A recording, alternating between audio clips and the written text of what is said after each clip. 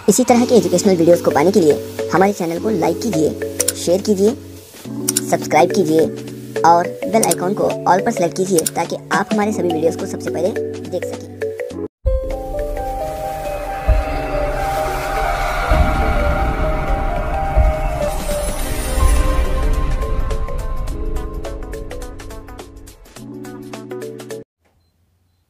बिस्मिल्लाहिर्रहमानिर्रहीम। अस्सलाम वालेकुम दोस्तों, आज हम देखेंगे हफ्तुम जमात का इक्तिसाबी सफ़ा नंबर 14 और 15, जिसके अंदर हम पढ़ेंगे समाजी व मजहबी हालात।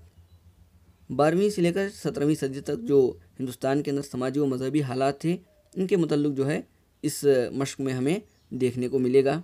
और हम ये भी जान लेंगे कि हिंदुस्तान में जो है सूफ़ी संतों का आगाज़ किस तरह से हुआ, वो हिंदुस्तान कैसे आए। तो हिंदुस्तान में जो है जो सूफ़ी संत का जो तहरीक है वो शुरू हुई कहाँ से?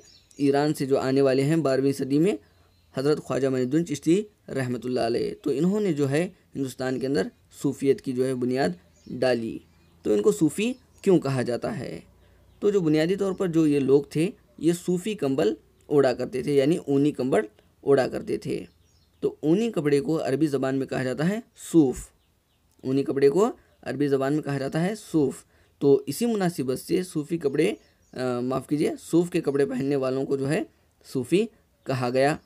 तो इन्होंने जो है हिंदुस्तान में चलने वाले समाजी और माशरी के अंदर जो अंधे अखलाक थे, इनको दूर करने में अपना बहुत ही अहम रोल अदा किया। तो हम सीधा चलेंगे इक्तिसाबी सफ़ा नंबर 14 में।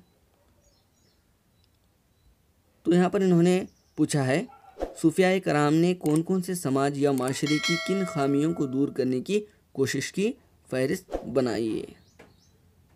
तो सूफियाए कराम ने हिंदुस्तान के अंदर क्या क्या किया? तो यहाँ पर देखो, इन्होंने सबसे पहले तो इंसानियत का सबक दिया कि इंसान किस तरह से रहते हैं, इसका सबक दिया। अच्छे अखलाक को बढ़ावा दिया। जो बुरे अखलाक थे, अच्छे अखलाक से लोग जो महरूम थे, इनको अच्छे अखलाक को बढ़ाने के लिए इन्होंने तक़वियत दी। समाज में मौजूद अंधे अकीदों को दूर किया और इसी के साथ इस्लाम की सादगी को अमली ज़िंदगी के ज़रिए आम लोगों तक पहुंचाया। और उसके बाद हिंदू और मुसलमानों को आपस में मिलजुल कर रहने का सबक दिया। तो यह है सरगर्मी नंबर 1। इसके बाद हम देखेंगे सरगर्मी नंबर 2। झेल में दिए गए सूफ़ी संतों से ताल्लुक़ रखने वाले तस्वीर हैं। आप इन तस्वीर के मकाम और इनके बारे में मालूमात इकट्ठा करके अपने दोस्तों के साथ शेयर कीजिए। तो आप इन जो तस्वीरों को देखकर इनके मुताल्लिक़ आप बहस व मुबाहिसा कर सकते हैं। तो यहाँ तस्वीर नंबर 1 है शेख सलीम चिश्ती रहमतुल्लाह अलैह का मकबरा।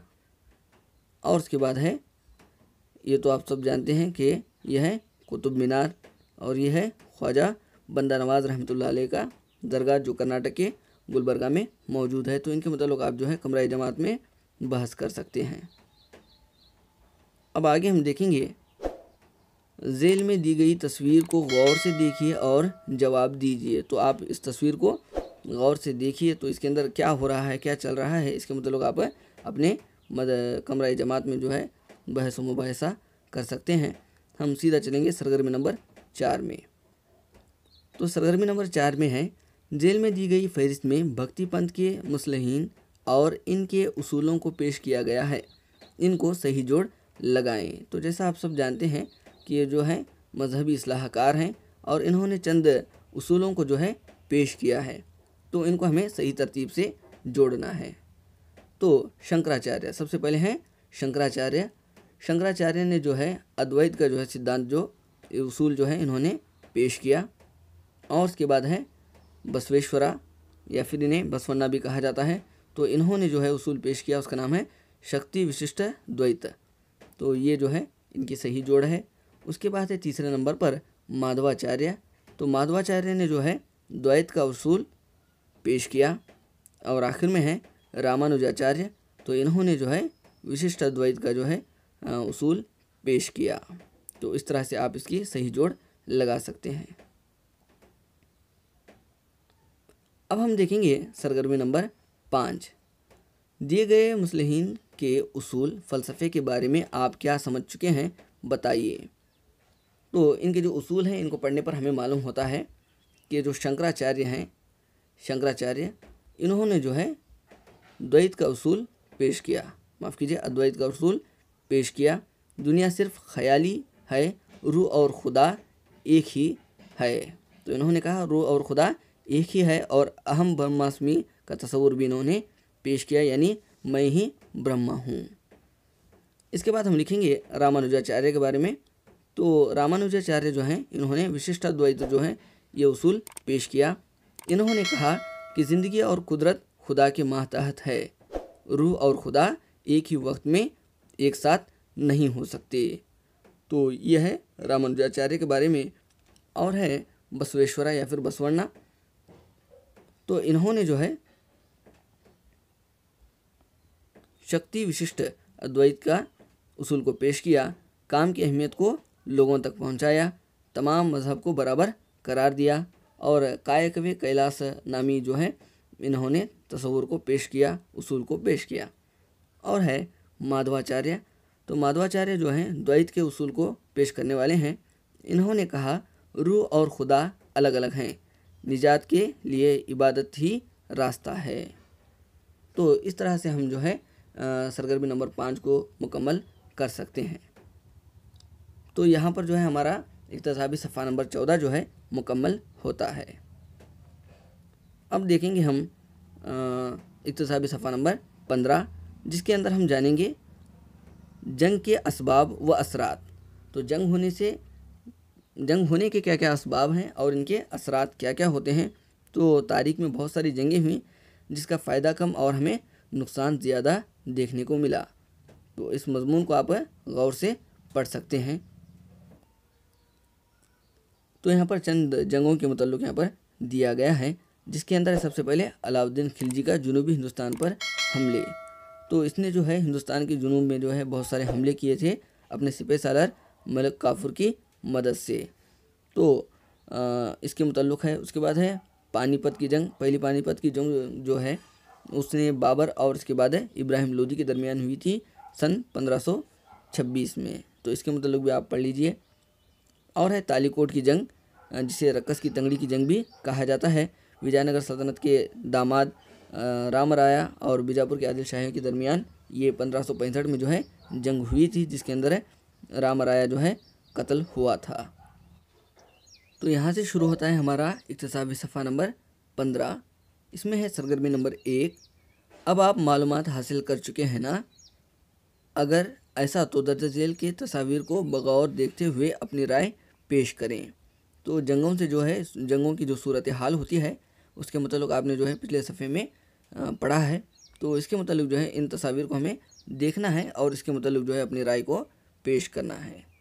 तो यहाँ पर नीचे जो है इसके लिए जगह दी गई है।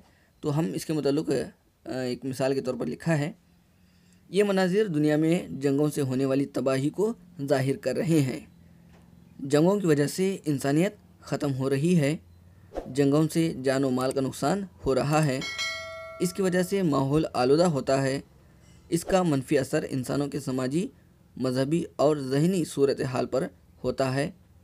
मुल्क और रियासतें तबाह हो रही हैं, औरतें बेवा हो रही हैं, बच्चे यतीम हो रहे हैं, अवामी जायदाद बर्बाद हो रही है।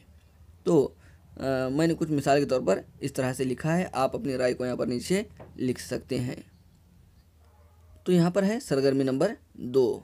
तो इसमें है बच्चों किताब में मौजूद नक्शे की मदद से हिंदुस्तान के नक्शे में अलाउद्दीन खिलजी के जुनूबी हिंदुस्तान पर किए हुए हमलों के रास्ते और अहम मकामात की निशानदही करें।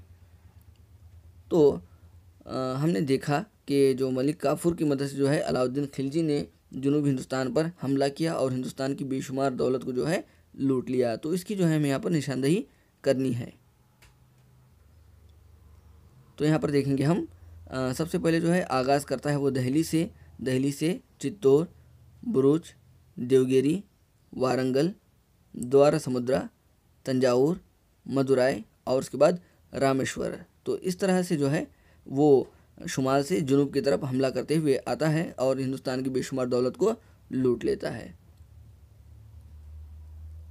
अब सरगर्मी नंबर 3 है बाबर पानीपत की जंग में अपनी फ़ौज के कई गुना बड़ी फ़ौज को शिकस्त देता है। इस पर बहस करें। तो हमने देखा कि जो बाबर है 1526 में जो है बहुत सारी बड़ी फ़ौज को जो है शिकस्त इब्राहिम लोदी के देता है, क्योंकि उसके पास बहुत ही ताकतवर फौज थी और उसके बाद बहुत ही चालाकी के साथ बाबर ने जो है जंग किया था। ये सिर्फ बहस आपको करनी होगी। इसके बाद है सरगर्मी नंबर 4, विजयनगर सल्तनत का जवाल का सबब बनी तालीकोट की जंग पर नोट लिखिए। तो तालीकोट जंग के मतलब हमें लिखना होगा, तो हम इसे कुछ इस तरह से लिखेंगे। तालीकोट की जंग के दौरान कृष्णदेवराय के दामाद अरविड़ो खानदान का बादशाह रामराया हुकूमत कर रहा था। रामराया बीजापुर के सुल्तान अली आदिल शाह अव्वल के साथ मिलकर निज़ाम शाही के पाया तख्त पर हमला किया और फतह हासिल की।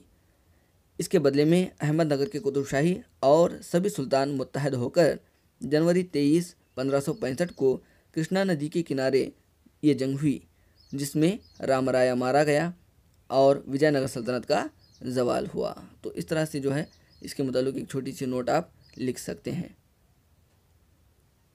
उसके बाद है सरगर्मी नंबर 15, जंग होने की वजूहात क्या हैं और इसको किस तरह रोका जा सकता है, आपका ख्याल बताइए। तो जंग के वजूहात किस लिए ये जो जंगें हैं हो रही हैं और इनको रोकने के लिए हमें क्या करना चाहिए। तो इसके जो वजूहात हैं वो हैं रियासत की तोसी। हर एक शख्स जो है, हर एक राजा जो है इसकी अपनी रियासत की जो वसअत है उसे बढ़ाना चाहता है, तो इसलिए रियासत की तोसी के लिए ये जंग होती हैं। दूसरा है जो दूसरे इलाके की दौलत को लूटने के लिए, और उसके बाद एक मुल्क से दूसरे मुल्क के साथ हमा ख्याल ना होना, और उसके बाद अपनी ताकत को जाहिर करने का जज्बा जो है रखते हैं, वो जो है जंग के वजूहात बनते हैं। तो जंगों को रोकने के तरीके, जंग में पहल होने के बाद भी सलाह की कोशिश करना, जंग ना हो पाए इसके लिए एक तंजीम बनाया जाए, जैसे यूएनओ यानी अक़वाम मुत्तहिदा है। मुल्क की सरहद को महफूज करना, जिससे कोई हमले के बारे में सोच भी ना सके, आलमी भाईचारगी का जज्बा रखना, और उसके बाद वक्तन बवक्तन पड़ोसी ममालिक से मुआहदे या लेन देन करते रहना वगैरह। तो इस वजह से जो है हम जंगों को रोक सकते हैं।